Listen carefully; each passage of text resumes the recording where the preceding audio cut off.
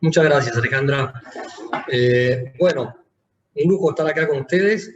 Lo primero que quiero decirles es que esta presentación generalmente yo la hago para grupos de empresarios en el IAE y en algunas empresas trabajamos mucho desde el estudio también para lograr un cambio de paradigma. Generalmente es una presentación que se hace con gente enfrente, o sea, presencial. Y suele durar 2 horas y media, 2 horas, pero por Zoom no puede durar más de 40 minutos porque lo puedo llegar a matar a todos y además como no hay un diálogo, pero más o menos voy a contar lo que me contestan cuando yo interactúo con la gente. Lo que vamos a hacer acá es romper paradigmas. ¿Por qué? Porque estamos en Argentina con un modelo de relacionamiento entre empresa y sindicato que es básicamente confrontativo. Y a mí me encantan los modelos cooperativos. Yo fui delegado del Ministerio de Trabajo de la provincia de Buenos Aires, donde me tocó ver la falta de conocimientos entre un lado y el otro, tanto empresario como sindical, y cómo llevaba a peleas y a gastos de plata y en abogados. Es en detrimento nuestro, los abogados, pero bueno, la plata que gastan en abogados por temas que se pueden resolver con un nivel de relacionamiento al cual no estamos acostumbrados los argentinos. Yo como abogado de empresas lo noto constantemente. O sea, me miran como un loco y después empiezan a entender cómo hay que cambiar y romper ese paradigma. Lo primero que pregunto siempre en esta presentación es ¿qué opinan de los sindicatos? Y las palabras son espantosas, no las voy a reproducir acá por la web. Y cuando le pregunto ¿qué opinan de los empresarios? Son todas flores. Lo cual me gusta porque son mis clientes, pero cuando yo pregunto esto del lado sindical es exactamente lo contrario. Y después les voy a contar alguna anécdota bastante divertida que me ha pasado en algún lugar, también de visiones paradigmáticas entre un sector y el otro, y cómo terminan rompiendo esos paradigmas tanto los empresarios como los dirigentes sindicales. Lo primero que vamos a ver es una especie de decálogo, lo primero no, en realidad todo, es una especie de decálogo y vamos a empezar por la falta de representatividad que hay hoy en Argentina, tanto de un lado como del otro. Nosotros estamos convencidos que el poder sindical es enorme. El poder sindical básicamente está muriendo en Argentina y ahora vamos a ver por qué. Y el poder empresarial directamente también vamos a ver por qué no existe. ¿Y quién es el ganador en todo esto? Y generalmente es el Estado, más que el Estado es la política. Entonces, primero vamos a ver la falta de representatividad en Argentina. ¿Cuántos gremios se pueden, sindicales, ¿no? Porque tenemos gremios empresariales y gremios sindicales. Hay que hacer esta clarificación porque los convenios de la OIT hablan de gremios y hablan de los dos, tanto sindicales como empresariales. ¿Cuántos pensamos que hay sindicatos pensamos que hay en Argentina? Alrededor de 3.200 sindicatos, lo cual ya es algo inmanejable. Para que les dé una idea, en Alemania hay alrededor de 56 sindicatos. Nosotros tenemos esto que estamos viendo acá. Hay 1.636 con personalidad gremial, 1.623 simplemente inscriptos. Los simplemente inscriptos están yendo alrededor, a través de varios fallos, como AT1, AT2, Rossi, Orellano, y hace 2 semanas el de APSAI, hacia un modelo en el cual el simplemente inscripto tiene, digamos, por ahora, salvo en algunos temas como es la negociación colectiva, paritaria, etcétera, y va a llegar a eso el mismo rol que los de personalidad gremial. Ya APSAI, que es el último fallo hace 2 semanas, que es el de autopistas, contra Autopistas del Sol, es el gremio sin personalidad gremial, o sea, simplemente inscripto, contra Autopistas del Sol, en el cual ya se le adjudica a APSAI la calidad de poder cobrar la cuota sindical, cosa que no le corresponde, según la ley de asociaciones sindicales, a un sindicato simplemente inscrito. Pero, ¿qué pasa? Nuestra Constitución Nacional del 14 habla de la simple inscripción. De eso se agarran los jueces. El convenio 87 de libertad sindical habla también de simplemente inscriptos. Habla de sindicatos simplemente inscriptos. Fueron creados simplemente inscriptos para que tengan una idea, ¿no? Desde el Ministerio de Trabajo, impulsado 650 entre 2003 y 2015. Ya les da una pauta de qué se trata esto. Y después tenemos sindicatos que no tienen ni siquiera simple inscripción, es más, la tenían si la sacó Macri, que son los metrodelegados, pero también hacen sentar a negociar a la empresa. Después tenemos solapamiento. Acá puse un ejemplo. Un ejemplo es Estía, que es alimentos, y pasteleros. Fíjense el nombre que tiene, ¿no? Porque tiene 5 convenios colectivos este sindicato, que es Sindicato de Trabajadores, Pasteleros, Servicios Rápidos, es decir, comidas rápidas, como son McDonald's, Burger King, etc., confiteros, pizzeros, heladeros y alfajoreros. O sea, acá hay 5 sindicatos. 5 convenios colectivos dentro de un sindicato. ¿Por qué hablo de solapamiento? A mí me tocó ser delegado del Ministerio de Trabajo en la provincia de Buenos Aires y tenía en Pilar, ¿no? Donde está el parque industrial más grande de la Argentina. En ese parque industrial uno veía una empresa que fabricaba bizcochos, budines, grisines, etcétera, que estaban dentro del convenio de alimentación y los trabajadores afiliados al sindicato de Estía. Y a una cuadra había otra empresa que fabricaba grisines, budines, pasteles, todo tipo de cosas, también hacía lo mismo, pero estaban en el sindicato de pasteleros. Entonces los conflictos y la plata que le hacen gastar a las empresas, estas personas que son rehenes y víctimas de los conflictos, sobre todo los de encuadramiento sindical que no tienen por qué participar. Sí por ahí en la de convencional, pero bueno, se solapan. Tenemos este tipo de líos. Entonces uno no sabe con quién hablar finalmente. Entonces, una de las cosas que yo planteo, que tenemos que pensar los empresarios también, es, ¿no hay que ir hacia un reencuadramiento sindical? Si uno plantea un reencuadramiento sindical, los gremios más grandes van a estar felices. ¿Por qué? Porque les llevas más afiliados. Lo que pasa es que para esto hay que hacer un gran pacto social, de todos los partidos, todos los sindicatos, etcétera, y empezar a ir hacia un sistema diferente con menos sindicatos. ¿Qué significa esto? Más poder para ellos, menos poder para el Estado. Vamos a ver lo mismo desde el lado empresarial. En Argentina hay más de 1.600 cámaras empresariales. ¿Por qué pongo modelo chileno acá? Porque los chilenos tienen 6 sectores de la economía con 6 cámaras. Y esas 6 cámaras están agrupadas en una sola cámara de segundo grado, de tercer grado en realidad, que es la CPC, la Corporación de Producción y Comercio de Chile, fundada en 1935 y que tiene un tremendo poder en Chile.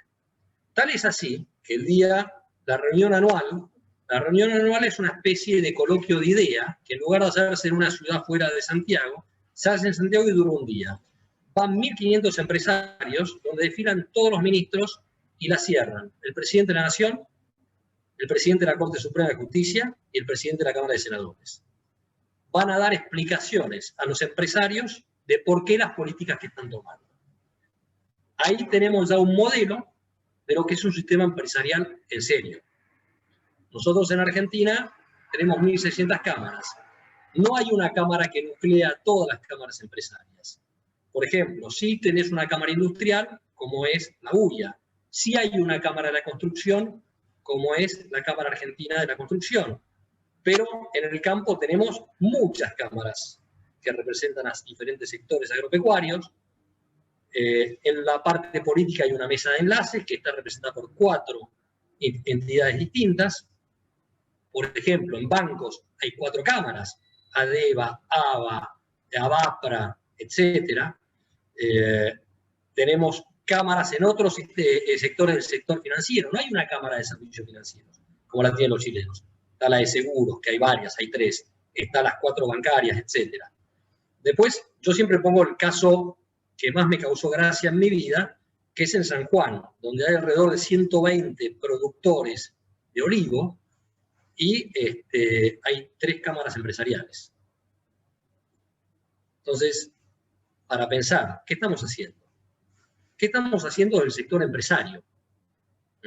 Porque está bien, uno habla de reencuadramiento sindical, y el reencuadramiento empresarial, si los empresarios no se ponen de acuerdo, va a terminar habiendo, así como hay una ley de asociaciones sindicales, va a terminar habiendo una ley de asociaciones gremiales empresariales, y la va a hacer la política, no la van a hacer los empresarios. Y si la hace la política, sabemos cómo termina esto. El poder lo tiene la política. Segundo tema, que lo he planteado en un artículo en abogados.com, que es la participación de los empresarios en la negociación colectiva. La ley de negociación colectiva, la 14250, así como la actual 23546, habla que si no hay representatividad por parte de los empresarios, el Ministerio de Trabajo podrá armar un grupo que participe de esa negociación. Con la reforma del año 2004 se volvió al texto original, pero además se agregó que más que podrá, tengo la palabra exacta acá, estará obligado, o sea, formará, directamente no podrá, formará una comisión ad hoc para la negociación sindical. ¿Qué quiere decir esto? Que es inconstitucional, porque según el 87, el convenio 87 del OIT, las partes son totalmente autónomas y las partes son las gremiales, gremial empresarial y gremial sindical. No puede el Ministerio de Trabajo, no puede ninguna entidad, ningún tercero intervenir en la negociación colectiva. No se puede. Es inconstitucional. Y es parte de un convenio que tiene rango constitucional, ya no es rango legal, porque el de libertad sindical forma parte del pacto, de uno de los pactos que tienen rango constitucional. Entonces ya estamos complicados en este tema. Queda claro, para cerrar esta primera filmina, reencuadramiento sindical y encuadramiento, no reencuadramiento, porque no lo hay, gremial empresarial. Para que tengan poder de sentarse en una cámara, en una negociación colectiva, y por otro lado, que estén representados tanto las grandes empresas como las pymes, como es en España. En España, la negociación sindical, las empresas tienen que representar, los que están sentados en la mesa, el 20% de las empresas del sector como el 20% de los mayores empleadores del sector. En este caso tenemos representadas en el sistema español a las pymes y a las grandes empresas. Hubo acá un intento con la ley 25250 del año 2000, en el cual hablaba del 50% de las empresas de la rama por la cual se va a negociar ese convenio, y del 50% de los que empleen más trabajadores, al 50% de los trabajadores, perdón. Entonces, ¿qué significa esto? Primero que es imposible, porque en Argentina no hay un registro. Si bien hay un decreto del 79 que obliga a registrarlas, ya la cantidad de empresas que se caen y que vuelven a nacer no están en ese registro. Y por otro lado, pueden estar registradas las empresas en ese registro que pertenece a la Dirección de Asociaciones Sindicales, pero no sabemos a qué rama pertenecen o a qué actividad pertenecen los trabajadores de esas empresas. O sea, es todo un caos. Hay que ir a la FIP, hay que ir a la Superintendencia de Riesgo de Trabajo, pero tampoco sabemos ahí a qué rama pertenecen los trabajadores de esas empresas. Entonces, es un gran caos. Un gran caos. ¿Quién gana con todo esto? ¿A nadie se le ocurrió? Sí se le ocurrió, a mucha gente se le ocurrió. ¿Quién gana con todo esto? La política. El manejo de la política de las relaciones gremiales empresariales. Y vamos a terminar hacia ese lado, vamos hacia allá, hacia ese sector. Segundo tema que tenemos que analizar es los convenios colectivos que tenemos nosotros. Hay una palabra que se usa en el derecho del trabajo, que es la ultraactividad, que significa que cuando un convenio vence, los convenios tienen duración temporal, son temporales, y tienen una duración generalmente 2-3 años, 2 años generalmente. Cuando vence ese convenio, si no se realiza otro nuevo, sigue teniendo vigencia. Entonces hoy tenemos convenios, acá pongo principio de ultraactividad de los convenios colectivos, tenemos convenios del año 75, lo más nuevo del 2000, 2002. Estamos anticuados. ¿Qué pasa con esto? ¿Qué frena? Frena la innovación. Los procesos que están en el convenio son anticuados. Y las categorías que hay en el convenio ya no existen. Hay categorías que ya no tienen sentido. Hubo máquinas que reemplazaron funciones. Y esas funciones ya no existen. Pero hay gente que sigue teniendo esa categoría y no hay forma de encajarla en una categoría moderna. Entonces, ultraactividad. ¿Cómo se resuelve esto? Bueno, hubo un fallo, que es un plenario, que se llama Fontanive, que Fallo plenario es cuando la Cámara en pleno, o sea, todas las salas, todos los jueces de la sala fallan por un tema que es conflictivo por los fallos, que se enfrentan de unas salas con otras. Entonces, acá se contradecían dos instituciones del derecho. Una es la progresividad, es decir, cuando yo adquiero algo como trabajador no me lo podés sacar. Y el otra era una lex posterior derogat priori, o sea que una ley o un convenio posterior deroga ese beneficio que yo tenía. ¿Qué pasó? Empataron los votos y tuvo que desempatar la presidenta de la Cámara, que era Ferreyros, a favor de la voluntad colectiva, o sea, la progresividad versus autonomía colectiva. Ganó la autonomía colectiva. Esto es muy bueno. ¿Por qué? Porque permite poder hacer un convenio nuevo que significaría barajar y dar de nuevo. Vos podés sacar algún beneficio, pero otorgás otros.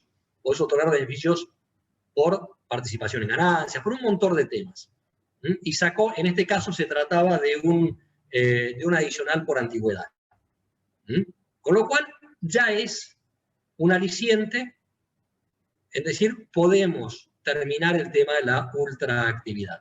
En España lo hicieron en el año 2012, en el cual dijeron que si un convenio se reformaba, o terminaba, perdón, se extinguía, tenía un año para que negocien las partes. Si no negociaban las partes, pasaba a regir el convenio de ámbito superior, de ámbito mayor.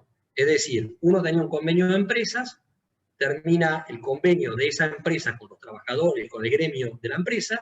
Si no se llegaba a firmar un nuevo convenio, pasaba a regir el de la actividad. Por ejemplo, tengo una empresa química, tengo un convenio de empresa, no se firmó ese convenio, pasó un año y pasa a regir el convenio químico a nivel nacional. Y si no había un convenio de ámbito mayor, pasa a regirse por el Estatuto de los Trabajadores, que es decir, como si fuera la ley de contrato de trabajo, o sea, lo básico, el piso. Eso fue a la Corte en España, y la Corte falló una cosa bastante ridícula, dijo, no somos los únicos, eso se los quiero aclarar. La Corte lo que dijo en España fue que aquellos nuevos trabajadores se regían por el nuevo convenio, los viejos no podían perder los beneficios. O sea, es lo opuesto al plenario Fontanive. Es decir, una parte progresividad, otra parte autonomía colectiva. Espero que haya sido claro, porque trato de explicar cosas de abogados a no abogados. Básicamente a personas de las áreas de relaciones laborales, recursos humanos, que tienen a día este tema. Yo les quiero contar que cuando yo hice mi máster, el MBA, todas estas cosas no me las enseñaron. Y de repente termino como directivo en alguna empresa y me encontré que casi el 50% de mi tiempo me tenía que dedicar a temas que no me habían enseñado en el MBA. Entonces hoy me piden a gritos, che, Diego, ¿por qué no venís a dar una charla para los programas ejecutivos, etcétera? Lo mismo empresas clientes, nos piden mucho en el estudio que les vayamos a contar cómo es este tema, porque no se los enseñaron. Entonces no nos culpa, a mí me pasaba que venían empresarios a negociar en el Ministerio de Trabajo con sindicatos y no sabían cómo hacerlo. Y los abogados menos que menos. Menos que menos. Entonces, tienen que aprender este tema. Y todas estas cosas, aparte de impulsarlas y pelearlas. Tercer tema es el marco ideológico. Hoy tenemos sindicatos, a la vieja usanza, los peronistas, que son sindicatos que, mal que mal, está dentro de un sistema que están adecuados a un sistema capitalista.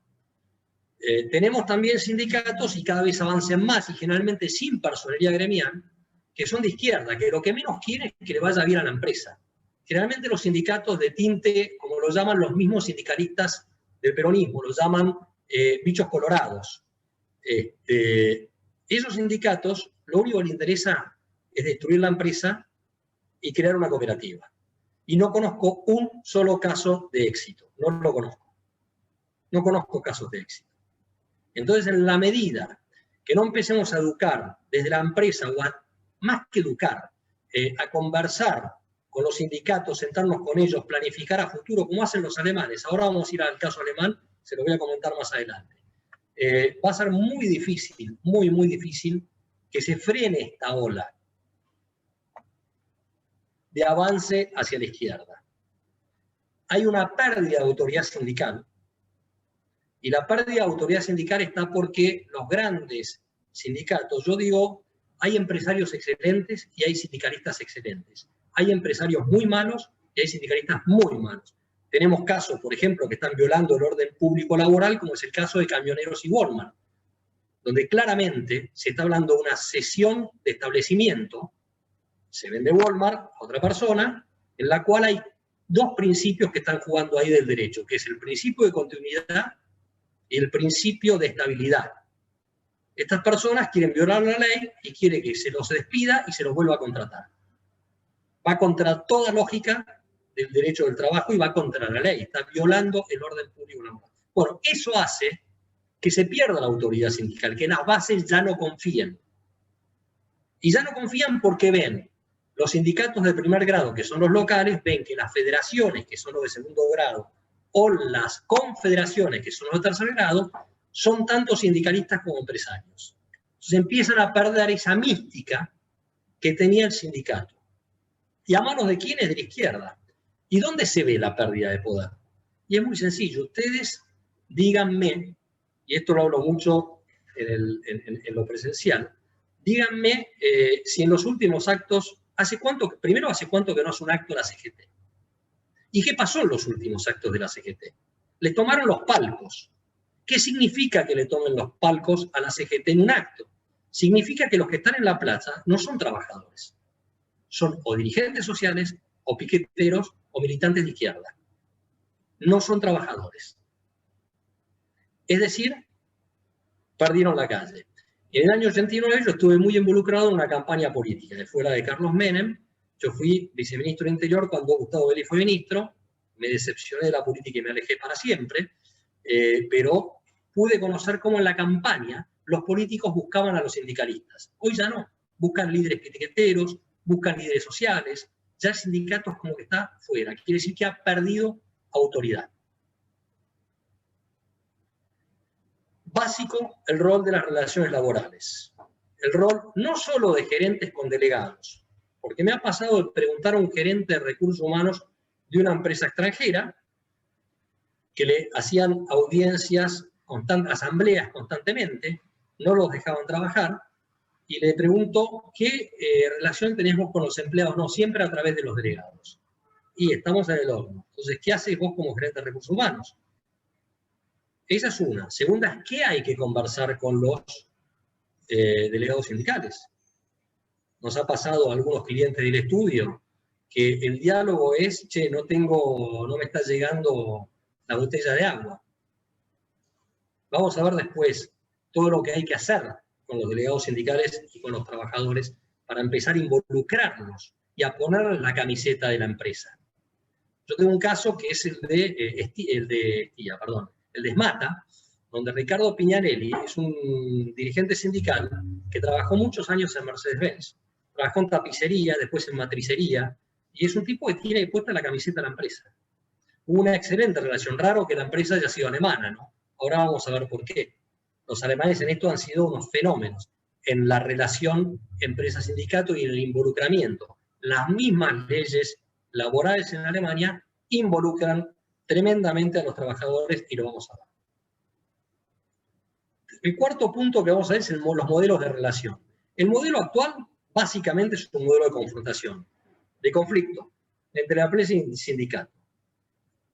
Pero como buena noticia, me ha tocado presenciar alguno, bordeando el tema, como es el caso Toyota, y alguno directamente, como es el caso acá lo puse AOM, Advanced Organic Materials, una compañía americana, en el Parque Industrial de Pilar. El caso Toyota es un caso en el cual Toyota Japón decide invertir $400 millones para duplicar la producción de camionetas Hilux. Hay 3 plantas en el mundo. Hay una en Tailandia, hay una en Sudáfrica y hay una en Argentina, que construyen la camioneta Hilux, la pick-up. Entonces Japón dice, ¿dónde vamos a invertir esa plata? era duplicar la planta que había en cada uno, en alguno de esos 3 países.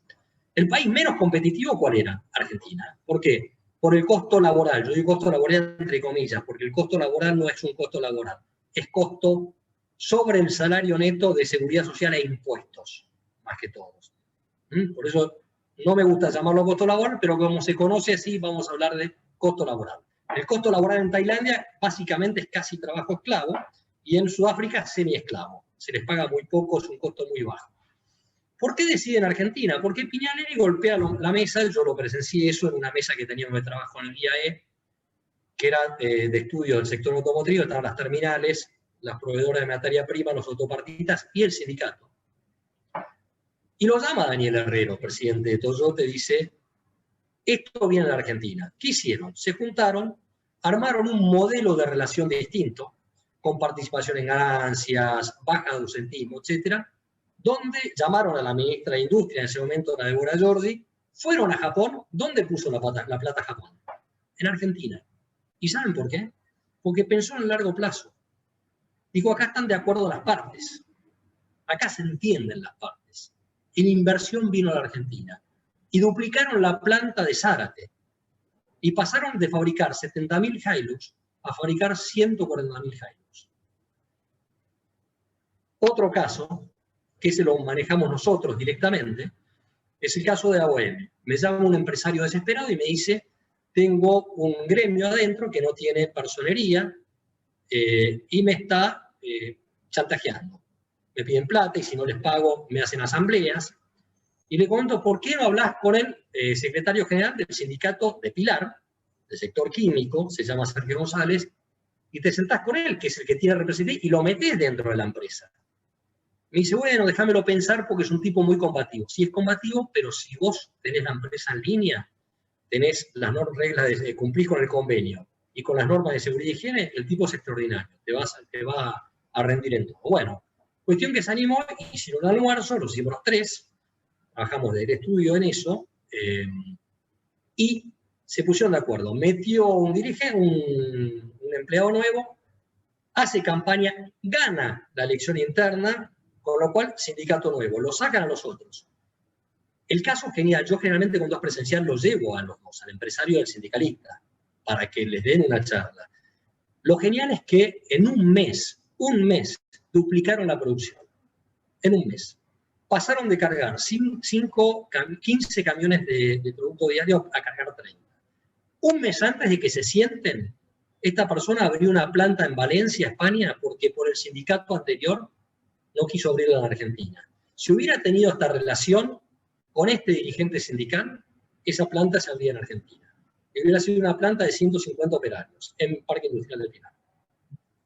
Para tener en cuenta estos temas, para tener en cuenta por qué lo que puede cambiar un modelo de relación y romper un paradigma. Ya el caso para mí, que es mi sueño en Argentina y que nuestras leyes apuntan a eso, aunque no se las entiende así. Desde el artículo 14 bis que habla de participación en las ganancias y en la gestión de las empresas, es el caso de Alemania, que es el modelo de cogestión. En Alemania, las empresas con más de 500 operarios o que coticen en bolsa, tienen un 33% de participación en el directorio. La comisión interna estoy hablando, no el sindicato, sino la comisión interna. Y si tienen más de 1.000 empleados, 50% de participación en el directorio. ¿Qué significa esto? Es muy sencillo. Ustedes miren los índices de ausentismo que tienen en sus empresas.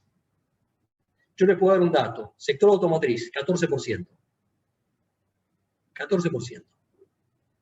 Hoy un índice de ausentismo sano en Argentina es del 5%, que es una brutalidad. Pero es sano. Por debajo del 8% se considera sano. Arriba del 8% está la mayoría. ¿Qué pasa en Alemania? En Alemania, si llega a faltar una persona porque tiene burnout, o sea, estrés laboral, va el dirigente sindical, el delegado, que le corresponde al turno de ese trabajador, a buscarlo a la casa y lo trae de los pelos. Si un trabajador en una línea de producción se pone a hablar por celular, le tiran el celular al fuego y lo hacen trabajar a las patadas. ¿Por qué? porque son ellos los que van a cambiar el auto, van a pintar la casa o se van a meter en un crédito hipotecario, gracias a que participan de las ganancias de la empresa. Es decir, a fin de año, viene la empresa, se sienta con la comisión y dice, mira, este año queremos ganar 100 millones de euros. Y dice, pero ¿por qué si el sector gana 80? ¿Por qué me quieres hacer trabajar? No, porque el año pasado invertí, bueno, se ponen de acuerdo, vamos a ganar 90. Y gana 120. Porque se matan los empleados. Es un modelo que tiende ya directamente a involucrarnos en la empresa. Nuestro 14 bis habla exclusivamente de participación en las ganancias y en la gestión de las empresas. O sea, miró ese artículo. Ese artículo se vio porque justamente ese 14 bis se hace en la época de Konrad Adenauer cuando aplicaron estas políticas en Alemania. Incluso en la ley de régimen laboral, es la 25.877, existe lo que se llama el balance social. EMATA lo usa, donde están todos los números de la empresa, que las empresas con más de 300 operarios tienen que enviárselo al sindicato obligatoriamente para que pueda negociar este tipo de cosas. Acá lo usan algunos, porque los sindicatos ni siquiera conocen ese artículo, lo usan algunos para negociar paritarias. Sin embargo, tiene que usarse para esto. Otro problema que yo veo en los abogados de empresas es la falta de conocimiento legal. Todas estas cosas no las conocen. Mandan un abogado joven y ya la falta de representatividad ya pega. Después vamos a hablar de eso. Pero el conocimiento legal es nulo. ¿Qué tiene que tener en cuenta un empresario básicamente? Básicamente, y paso rápido esto, las fuentes clásicas, la Constitución, los tratados con naciones extranjeras, lo que hablábamos antes, el artículo 75, inciso 22 de la Constitución del 95, que nos obliga, o sea, que pone que la Constitución, los pactos, derechos humanos y algún convenio de que tiene que estar, cuelga de un pacto de derechos humanos, como es el 87, tienen rango constitucional. Y los convenios de OIT tienen rango supralegal, está por encima de las leyes. Bueno, leyes, decretos, básicamente la ley de contrato de trabajo, la Ley Nacional de Empleo, de asociaciones sindicales, la jurisprudencia y los usos y costumbres. Y las fuentes propias, básicamente los convenios colectivos. ¿Cuánto sabemos nosotros de los convenios colectivos de las empresas que representamos? Yo les puedo asegurar que los estudios, los abogados, poco saben de eso. Poco saben de eso. Pocos saben sentarse en una mesa, armar un convenio colectivo con una cámara, o un convenio colectivo de empresa. Muy pocos. Educación. ¿A qué estamos acostumbrados nosotros, como empresarios, a educar a nuestros trabajadores o los delegados, etcétera? Básicamente, cursos en materia legal, seguridad, higiene, etcétera. ¿Qué tenemos que empezar a mirar para empezar a cerrar todo esto? Después vamos a ver para qué queremos cerrar todo esto. La negociación salarial. Empezar a discutir con ellos sobre la estrategia de la empresa. ¿Hacia dónde vamos? Para eso tenemos que formarlos. Y hay que formarlos básicamente en management. Básico. Yo hice un MBA, era abogado, no sabía dividirlo. Y no me fue mal en el MBA. O sea, era lo básico. O sea, es básico. Costos, balance, estado de resultados, cuadro de origen, aplicación de fondos. Mirar la última línea. De eso se trata. Después, otro tema que es básico y que trabajamos mucho del estudio también, es el cambio cultural en los directivos empresarios. Porque no entienden estas cosas. Y uno se las muestra y dice, upa, no está mal, pero se las tiene que contar a alguien. A mí me han contado empresarios que al final hicieron el clic y rompieron el paradigma. Me han dicho, che, pero participación de las ganancias, no, yo me las quiero llevar todas. Y digo, no te vas a llevar nada, porque vas a perder mucha plata. Empezá a evaluar cada hora que está parada tu planta, ¿cuánto perdés? ¿Cuánto perdés? Bueno, entonces, este tema no es menor en el cambio cultural. Nosotros hicimos un trabajo en el IAE con Pan American Energy, en el cual había habido un muerto en el sur, un muerto. El conflicto era brutal. Los directivos no querían saber nada. Los juntamos en un aula, 3 días de trabajo. Los primeros 2 días trabajando sobre consensos. Todos viviendo en el Sheraton de Pilar. El trabajo en equipo, mezclados, delegados con directivos, alta dirección estoy hablando, con directivos. El último día se trataba el conflicto. No hubo más conflicto. El último día se fueron a su casa porque había desaparecido el conflicto. El problema es que no siguieron haciendo ese trabajo. Con lo cual, aparecieron nuevamente conflictos. Entonces, es un trabajo de siempre, no de un one shot. No es de una sola vez. Es un trabajo constante. Networking. Lo que hablábamos recién. ¿Qué hicimos con esta empresa? Talleres de trabajo. Se arman esos talleres. ¿Sobre qué temas queremos trabajar? Incluso temas que sean extra empresarios, que sean talleres que unifiquen cambio cultural de uno y otra parte, que se alejen, que sirvan para alejar temores. Actividad de formación compartida. ¿En qué vamos a trabajar? Escritura de casos. Escribamos un caso de la empresa o de una empresa parecida, para no llevar a la empresa a la mesa de operaciones en crudo, sino con anestesia. ¿En qué vamos a trabajar?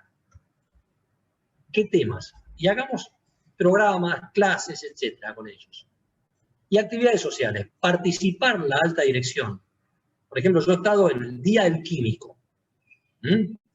Sindicato Químico de Pilar, el segundo más grande de la Argentina en químicos. No había ninguna empresa. 2 empresas que eran clientes nuestras que las llevamos. Pero ninguna. Entonces, participen de los temas, métanse en los temas de ellos. Que los vean, empiecen a ganarse la confianza. ¿Por qué es distinto sentarse a hablar con un amigo en una mesa de negociación que hablar con un enemigo? Es muy distinto. Sigamos. Factores externos que afectan las relaciones sindicales. Bueno, el primero son las políticas de gobierno. Temas, empresas que invierten en empresas que están subsidiadas. Después, ¿qué pasa? Suben las tarifas, que es lo lógico. ¿Qué es lo lógico cuando una tarifa está subsidiada? Como pasó en los años pasados, con tarifa de gas, electricidad, etc. Y subieron, con cual subieron los costos. Y negociación sindical que habían tenido en paritarias, donde les dieron tremendos salarios. ¿Por qué? Porque tenían costos subsidiados, pasaron a ser imposibles de pagar y terminaron despidiendo gente. Entonces hay que tener en cuenta siempre las políticas del gobierno. Segundo, ¿qué sectores son los que el gobierno va a favorecer? ¿Por qué? Para empezar a mirar, ojo con la paritaria, porque a este sector no le van a dar ventajas y a este sí. Incluso no mirar solo mi empresa, sino la cadena de valor. Mirar para atrás dónde va a afectar en mi cadena de valor y dónde me van a subir los costos. Porque me va a pegar en el costo laboral, y sigo haciendo así porque no me gusta llamarlo costo laboral. No me gusta para nada. Cadena de valor, lo que hablábamos recién, ¿qué sector de la cadena afecta a mi relación? Bueno, caso típico, logística, problemas con camioneros.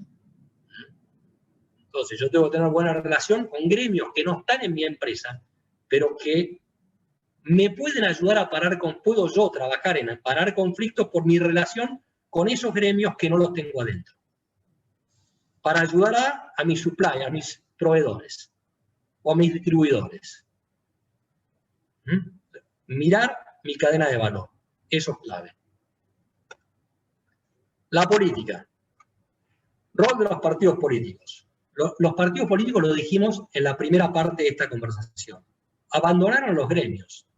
No es que los gremios abandonaron los partidos. Los gremios, segundo o tercer grado, muchos se dedicaron más que a trabajar por sus afiliados, que serían sus clientes, porque en realidad son los que sostienen esos sindicatos de segundo grado, se dedicaron a mirar otras cosas, no importa cuáles. Y los partidos políticos abandonaron a los gremios.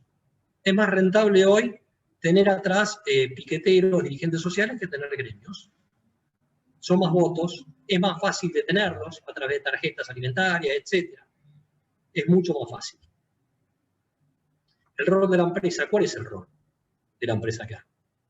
¿Por qué las empresas no empiezan a generar un sistema de encuadramiento, de poder, de decir, acá estamos nosotros? Nosotros tenemos fuerza y poder para negociar temas, con la política, ¿no? E incluso con los sindicatos. Pero hay que trabajar de la mano. Me ha pasado trabajar con empresas de alimentación, clientes nuestras, en el cual les abrieron las barreras en productos que deberían ser parte de un cuidado para empezar a ser competitivos y salir al mundo y por ahí abrírselas de acá a 3 años. Pero bueno, nunca quisieron sentarse con el sindicato para ir juntos, como sí hizo Piñanelli y Desmata con Toyota, que fueron juntos al gobierno a decir, esto es lo que queremos hacer, ayúdennos, y se fueron a Japón. Y lo lograron. Porque es un paradigma. ¿Cómo voy a ir yo a la Secretaría de Comercio Exterior con un sindicato? Empecemos a ver, ¿con quién tengo más fuerza? ¿Voy solo o voy con el sindicato? Porque los dos nos está afectando este tema. ¿Cómo hacemos? Y el último punto es el de la gestión del conflicto. El primer tema es que generalmente las empresas mandan a negociar, por ahí son temas menores, no es un convenio colectivo, pero mandan a negociar un tema de un conflicto al Ministerio de Trabajo a un chico, o a un gerente que no tiene representatividad. Entonces, cuando ese gerente que no tiene representatividad dice, tengo que consultarlo con mi jefe, y está el secretario general del sindicato en la mesa, ya le faltaron el respeto. Y esa relación es muy difícil que se remonte. Es muy difícil remontar una relación cuando le faltaste el respeto al secretario general del sindicato. Le mandaste a una persona que no tenía poder para negociar un pequeño conflicto. Ese es el primer punto. El rol de los abogados. Lo hablamos antes, no tienen conocimiento. Entonces mandan a un chico joven a negociar por la empresa, que ve de todo, sabe de derecho laboral, pero sabe también de todo lo que es corporativo, societario, M&A, banking, y lo agarra un abogado de un sindicato que lo único que hace es trabajar en estos temas, y lo pasa por arriba. Lo destruye. Lo he visto yo, Esa no me la venden, lo he visto yo como funcionario del Ministerio de Trabajo. Lo he visto en una mesa, cómo desplumaban a un pobre abogado, y me ha pasado incluso con hijos de amigos míos, de estudios que iban ahí, y yo tenía que salir a defenderlo, pero no podía, porque era neutral, no podía meterme.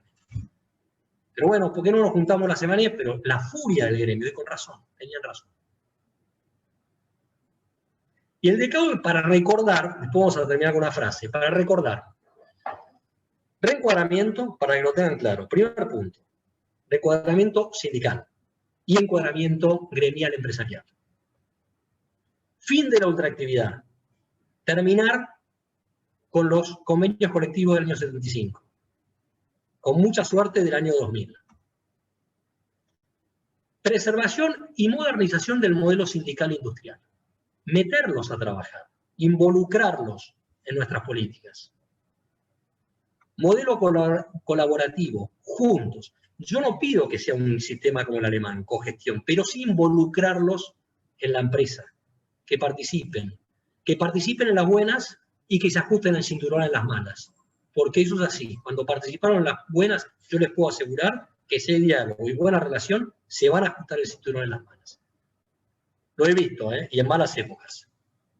Conocimiento de las normas, que sus abogados y sus gerentes conozcan las normativas.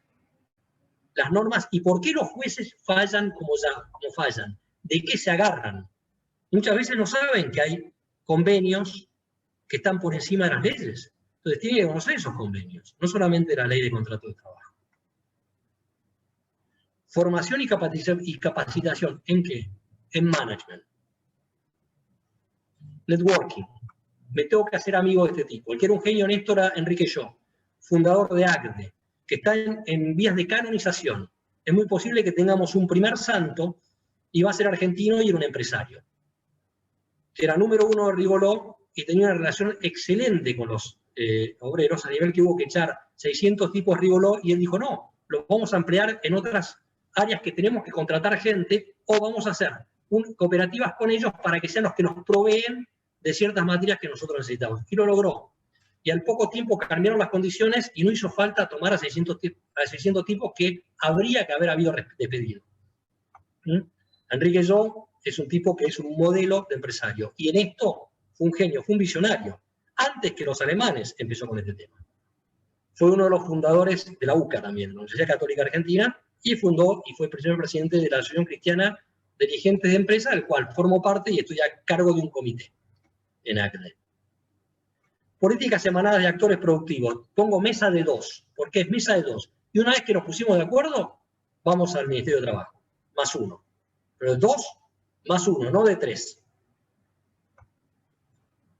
representatividad en la gestión de conflicto y buena fe en la gestión de la relación. Buena fe. Mandemos gente que represente, tiene que ver con el punto anterior. Colaboremos, vamos a negociar, negociemos, no ocultemos información. Porque ahí pueden no homologarnos o nos pueden poner una multa, o nos pueden obligar a sentarnos en la mesa de negociar a que tenga poder. ¿Bien? Y quiero terminar con una frase de Enrique Jo, justamente, que a mí me sorprende. Esto lo escribió en los años 50, lo que voy a mostrar ahora. Que dice lo siguiente. Esperen porque se me fue la presentación. Un segundo. Perdón. Dice lo siguiente. Si se quiere libertad en el campo económico, hay que quererla. Y hay que aceptar las condiciones que hagan posible la libertad. Los problemas de las empresas deben ser resueltos por los interesados, patronos y sindicatos, de común acuerdo. La empresa libre solo puede encontrar seguridad para su desarrollo en una democracia, y la democracia no existe donde no hay sindicatos. ¿Por qué? Porque su ausencia provoca tal intervencionismo del Estado que mata la libertad económica y con ella la libertad política. Muchas gracias. Acá terminé. Como bien dijo al principio Alejandra, yo trabajo en Sinopec Argentina, es una petrolera china que opera por cuenta propia, 100% yacimientos en la provincia de Santa Cruz y de Mendoza también. Bueno, con respecto al decálogo de Diego, supongo que mucha gente ahora quiere participar porque se le ocurrieron un montón de cosas, como me pasó a mí, que a medida que iba mencionando cada uno de los puntos, yo por ahí iba tomando nota y se me ocurrían miles de ejemplos, pero la verdad es que coincido plenamente con todo lo que él detalló. Nosotros desde la industria petrolera, que es la que más conocimiento y en el día a día más metida estoy, coincido plenamente con la cuestión de la falta de representatividad. En la industria petrolera, la cuestión de la representatividad dentro de las empresas, la parte empresarial, la verdad es que está bastante encaminada. Son pocas las empresas que operan y por suerte hay una comunicación fluida, hay una cámara, de hecho, donde se discuten y se acuerdan ciertos objetivos y ciertas direcciones hacia donde tiene que moverse la empresa. Pero desde el lado de la representatividad sindical, la verdad es que hay muchísimos conflictos porque no hay un único sindicato para lo que es producción, exploración y desarrollo de gas y de petróleo. Nosotros, como dije antes, tenemos la cuenca del Golfo San Jorge, que tenemos ahí un sindicato que son los jerárquicos y después está el sindicato de base. Ahora, las normas y los convenios por los que se rigen ellos son distintos a los que encontramos, por ejemplo, en la cuenca neuquina, en todo lo que es Vaca Muerta, en Mendoza, en nuestro yacimiento en Mendoza, que hay otra representación sindical. Entonces, acá tenemos estos choques y estas diferencias de por qué lo que aplico en Mendoza no lo puedo aplicar en Santa Cruz. Si deberían ser cosas similares, deberíamos estar hablando de, no sé, cuestiones medioambientales que aplican tanto para un lugar como para el otro. Pero bueno, hay muchas de estas cuestiones. Después otro de los temas mencionados, la cuestión de los convenios viejos, el convenio colectivo de lo que es la industria petrolera, justamente. Nosotros, bueno, se me vino a la cabeza, ni bien él lo mencionaba, la cuestión esta de que, claro, son normativas muy, muy antiguas, donde, como era un trabajo de mucho esfuerzo, de poner el cuerpo y demás, hay una ley que rige hasta el día de hoy, donde una persona que llega a los 50 años de edad y que trabajó 25 años demostrados en yacimiento, ya puede automáticamente jubilarse sin tener la edad de jubilación correspondiente, ¿no? Entonces, claro, esto genera también mucho problema porque gente que que trabajó en el campo, que tiene 50 años, que hoy en día una persona de 50 años tiene muchísima fuerza, muchísima energía, que todavía tiene muchísimo potencial para seguir todavía trabajando, opta por gozar, digamos, de estos beneficios, alejarse de la actividad y bueno, se pierde mucho expertise en esa gente, ¿no?, que va saliendo. Bueno, me fui anotando los modelos, bueno, marco ideológico, modelos de relación, esta cuestión de confrontar en vez de cooperar, nosotros lo vemos muchísimo también, la cuestión de la educación. Yo ahí haría hincapié en que no solamente la educación en cuestiones de management en sí, sino también en cuestiones del negocio puntual. O sea, nosotros realmente deberíamos sentarnos a hablar con los distintos sindicatos y enseñar de alguna manera cuáles son los números, por qué algún proyecto llevarlo adelante da o no da rentabilidad, abrir esa información y ayudarlos a entender un poco de esta cuestión de balances, de lo que uno puede llegar a recuperar o no, si llega a pasar algún problema a lo largo del desarrollo de ese proyecto y demás. Entonces es muy necesario, no solo gestión en sí, sino esta cuestión de entender el negocio, hacerlos partícipes, sentarlos a la mesa, formarlos profesionalmente. Bueno, networking, factores externos que afectan las relaciones sindicales, como mencionaba Diego, el tema de los subsidios, nosotros también tenemos muchísimo por ese lado, distintos gobiernos donde uno va sacando distintos planes de incentivos a la producción de gas, que después 4 años después cambia el gobierno y de repente esos planes no existen más, bueno, y eso también cuesta, digamos, desarrollar un yacimiento petrolero no es una cuestión que un año lo hago, el año siguiente no, es algo que es muy a largo plazo y cuando uno empezó, bueno, ya tiene que seguir con ese plan y en esa dirección, no se abandona de la noche a la mañana. Pero bueno, esas fueron como cositas que me fueron surgiendo, ¿no? A medida que él hablaba de cada uno de los temas estos de su decálogo.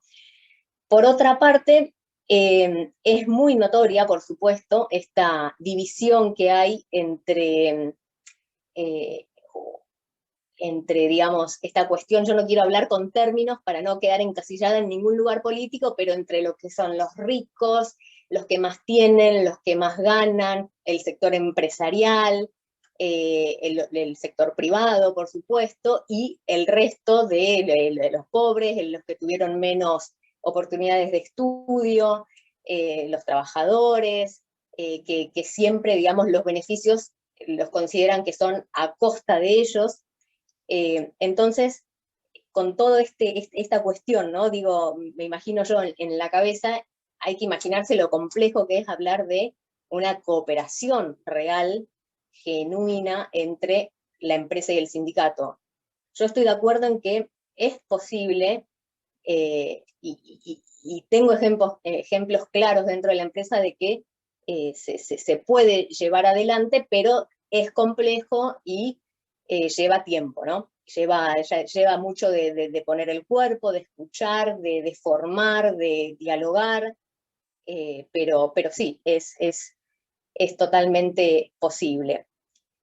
Y complejo también lo quería remarcar porque en el caso justamente de la industria petrolera, como decía recién, esta cuestión de distintos tipos de sindicatos en distintas provincias, nosotros solamente operamos en 2, si hablamos de empresas como YPF que tienen operaciones en muchas más cuencas, es mucho más complejo todavía.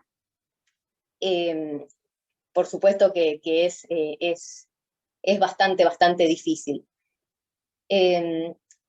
Por lo tanto, siempre uno es como que nota cómo todo el mundo se mueve a través de la cuestión de la política, porque realmente es fácil, y más en periodos tan cortos, de ya sea mandatos presidenciales, los gobernadores en cada una de las provincias, mismo dentro de una empresa donde hay nuevas gerencias que quizás duran 3, 4, 5 años, y aunque no parezca, son periodos cortos donde uno idea su modelo de gestión y no está pensando a largo plazo, o no está pensando en esa cooperación que sea, digamos, buena y genuina para el desarrollo de toda la industria en sí. Por eso esta cuestión política, ¿no?, de periodos de tiempos determinados influye muchísimo en poder generar esa relación genuina entre las dos partes, sindicato y empresa, porque bueno, uno está seteado en esos objetivos que tiene a 2 años, a 3 años, y por ahí quiere hacer oídos sordos, o es mucho más fácil hacer oídos sordos a cuestiones de fondo que puedan solucionar la cuestión a largo plazo. Entonces, por eso, para mí es fundamental generar conciencia en todos los actores fundamentales. Yo considero que los actores fundamentales en este tipo de relación son el sector privado, son el sindicato, son los trabajadores, y que hay que trabajar en conjunto, y que es la única manera en pos de lograr eficiencias en esos procesos productivos de los que uno tanto quiere siempre poner sobre la mesa y hablar de productividad y resolver las cuestiones. Y acá es muy importante lo que mencionaba Diego, de esta cuestión de que tanto recursos humanos como la gente encargada de relaciones laborales o cualquier involucrado dentro de una empresa privada que mantenga la relación con los gobiernos, con los sindicatos, que realmente esté involucrado en la gestión y que sean los primeros en velar por el cuidado y por el bienestar real de los trabajadores. En este sentido, yo quiero destacar 3 cositas. Por un lado es asegurar a todo aquel trabajador que todo lo necesario para que esa persona lleve adelante su trabajo. Esto es no solo asegurarse y brindarle, sino controlar, encargarse de involucrarse para saber si eso que uno está brindando le llega realmente al trabajador y lo percibe. A nosotros, por ejemplo, nos pasó con los yacimientos, con una cuestión de la ropa de trabajo que se entregaba, donde nosotros convencidos, bueno, había una tienda en el sur donde uno iba y sacaba la ropa de seguridad y la empresa entregaba vales. Esa tienda después terminó creciendo y incorporó no solo ropa de seguridad, ya sea zapatos y demás vestimenta contra el fuego, sino, no sé, camperas de Columbia. Entonces, claro, los trabajadores tenían el vale, la empresa, perfecto, cumplía, entregaba el vale, se aseguraba de estar brindándole ese beneficio o esa cuestión de cuidar que el trabajador esté bien preparado ante cualquier emergencia o bien vestido en pleno yacimiento, pero la gente empezó a sacar camperas Columbia, o empezó a sacar el resto de la ropa que ahí ofrecían. Y nadie dijo nada y se quedaron todos callados disfrutando de eso. Entonces ahí claramente hubo una falta de la empresa de involucrarse y decir, yo estoy poniendo esta plata y estoy gastando para que mi gente esté con la protección necesaria a la hora de llevar adelante el trabajo. Pero no estaba haciendo nada más que eso, no estaba asegurándose de si eso se cumplía o no. Entonces ahí es donde digo, hay que interesarse, hay que estar presente, hay que controlar, pero no en el sentido estricto de la palabra, sino desde el lado de involucrarse. Y por otro lado, entender esta cuestión de los trabajadores en el campo. Cuáles son sus necesidades, compartir sus realidades, entender detrás de qué intereses está el sindicato, qué es lo que les está haciendo ruido, qué es lo que les gustaría llevar adelante, implementar, ayudarlos de manera genuina para que ellos sigan haciendo o persiguiendo esos objetivos genuinos que tengan para seguir, obviamente, ganando los votos de los trabajadores y los afiliados en sí, pero entendiendo la realidad de allá y haciéndole entender a ellos y enseñándoles las necesidades del otro lado de, bueno, por qué una perforación tiene que llevarse a cabo en tanto tiempo, si se pasa de tantos días, por ejemplo, cómo repercute eso, cuáles son los costos,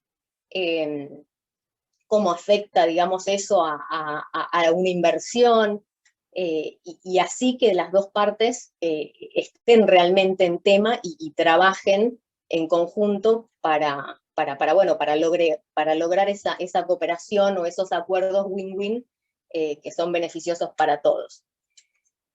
Así que, bueno, un poco quería cerrar diciendo esto de generar una relación genuina con el sindicato, con los involucrados, de generar un ambiente de trabajo donde realmente las discusiones puedan ponerse sobre la mesa y sean coherentes, y no que ya nos sentemos entre las dos partes diciendo esto de él es el diablo, yo soy el ángel, y que el otro piense exactamente lo mismo. Interiorizarse, ir al campo, ver las realidades de allá. Me acuerdo también otra cuestión que pasó, que de repente habían hecho paro porque decían que en el comedor había mal olor, que cuando la gente comía había mal olor. Y desde acá se les decía, no, es otra locura de ellos, de que están pidiendo cualquier cosa. Y la realidad fue que cuando una persona viajó, sí, las cañerías de los baños que estaban al lado del comedor habían colapsado, nadie le estaba prestando atención a eso y había un olor terrible y era lógico que cualquier persona se queje porque no se podía comer en ese lugar. Entonces, tiene que haber una buena predisposición, tiene que haber ese estar presente, ese ir, ese escuchar, ese fomentar, enseñar a la otra parte, para justamente poder después generar esas charlas transparentes y con pedidos que tengan cierta lógica, que no pongan sobre la mesa cualquier cosa. Y bueno, finalmente la última oración, que quería hacer mención, digo, con todo esto del decálogo que presentó Diego y los miles de ejemplos que se me venían a la cabeza, digo, imagínense que después de todo esto, que explicárselo a la parte china, digo, en mi caso, ¿no? Que si bien todo esto es súper complejo y estamos hablando de convenios colectivos viejísimos y estamos hablando de cuestiones políticas que cambian constantemente, y de requerimientos ilógicos, imagínense todo esto después, tener que explicarlo a un dueño que es chino, que viene de la otra parte del mundo, donde se hacen cosas totalmente distintas y donde dicen, pará, el sindicato es bueno y por supuesto que es bueno y tiene que pelear y pelea por el bienestar diario de los colaboradores, y no por otra cosa más, porque hacen un problema que no es coherente. Así que, bueno, mucha gente de la que yo sé que está escuchando está al tanto de esta experiencia, ¿no? con China, con lo argentino, y está al tanto en distintas oportunidades que tienen de trabajo de notar esa diferencia enorme. Pero bueno, coincido plenamente con Diego de que es posible hacer esta cuestión de cooperación entre ambas partes, y donde lo político debería quedar un poco de lado, y deberíamos poder trabajar y pensar en pos del beneficio a largo plazo, del desarrollo de la industria, y de cosas que se pongan sobre la mesa que realmente sean totalmente lógicas. Muchas gracias por la participación. Bueno, muchas gracias a ambos, a Verónica y a Diego. Bueno, fue muy interesante cómo se complementaron con los comentarios y cómo, bueno, haciendo una línea entre lo que decían los dos, no solamente que lleva, como dijo Diego al comienzo, un cambio de paradigma, sino también ambos hicieron hincapié bueno, la importancia de los cambios paulatinos culturales en las organizaciones y en todo este foco de lo que es la comprensión del otro y de la diversidad, que es todo, lo que son los sindicatos, los gremios, las diversidades dentro de cada industria. No sé si alguien más se quedó con alguna pregunta, porque vi que alguna pregunta la fueron respondiendo a través del chat, pero no sé si alguien más entre ustedes quieren hacerse algún comentario final o alguna pregunta. A mí me gustaría contestarle a Javier. ¿Cómo te va, Javier? ¿Cómo andás? En tanto tiempo. Javier Lozada me pregunta si es posible armar, o si es una utopía, una especie de think tank, de centro donde se pueda estudiar, o como una especie de universidad para este tema. Y efectivamente se puede. Yo estoy tratando de armarlo. Lo he propuesto en su momento en la Universidad Austral y les he presentado al rector un proyecto en la cual armar un centro donde haya empresarios y sindicalistas pensando en estos temas. ¿Por qué? Porque en el fondo son los que te van a hacer crecer, te van a apalancar la renta nacional a través de la rentabilidad de las empresas. Muy piola lo que dijo Verónica, es enseñarles el negocio. Enseñarles el negocio y qué herramientas se manejan para evaluar y tener un tablero de control de ese negocio. Pero hay que trabajar ese tema. Trabajo conjunto. Lo que hay que hacer acá es sacar la política. Es sacar la política. ¿Por qué? Porque el paradigma... Yo quiero contar una anécdota divertida que me pasó hace 10 años, que hacemos más, como 12 años que hacemos retiros espirituales para empresarios con el presidente de Agri, con Gonzalo Taneda, somos muy amigos, y a mí se me ocurrió hace 3 años armar para dirigentes sindicales. Y para que aprendan a hacerlo, los llevé a 4 a un retiro de empresarios. Terminó el retiro y los 4 dirigentes sindicales me dijeron: che, Diego, no sabíamos que había empresarios buenos tipos. Y los empresarios me dijeron: che, Diego, no sabíamos que había dirigentes sindicales buenos tipos. Ese es el tema, se tiene que conocer. Sí, es lo que suele pasar cuando entre ambas partes hay como un océano, ¿no?